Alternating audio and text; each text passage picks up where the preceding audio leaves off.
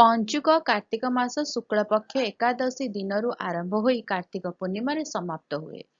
ପଞ୍ଚୁକ 5 ଦିନ ଧରି ପାଳନ କରାଯାଏ। ଦେବୀ ଲକ୍ଷ୍ମୀ ଏବଂ ଭଗବାନ ନାରାୟଣଙ୍କୁ ପୂଜା କରାଯାଏ। ବିବାହିତ ମହିଳାମାନେ ପବିତ୍ର ତୁଳସୀ ଦେବୀ ବୃନ୍ଦାବତୀଙ୍କୁ ପୂଜା କରନ୍ତି ଏବଂ ଚଉରା ସୁନ୍ଦର ମୁରୁଜରେ ସୁସଜ୍ଜିତ ହୋଇଥାଏ।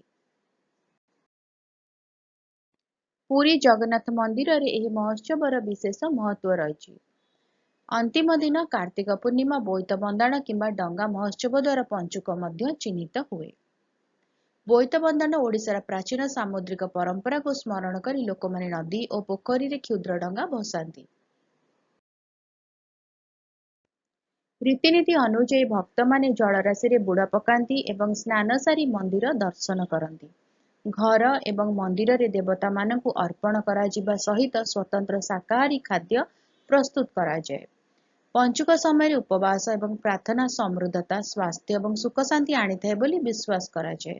ପଞ୍ଚୁକ ମହୋତ୍ସବ ଓଡ଼ିଶାର ସମୃଦ୍ଧ ସାଂସ୍କୃତିକ ଐତିହ୍ୟ ଏବଂ ଭକ୍ତିର ଏକ ସୁନ୍ଦର ଉଦାହରଣ, ବିଶ୍ୱାସ ଏବଂ ଉତ୍ସବର ପ୍ରଦର୍ଶନ।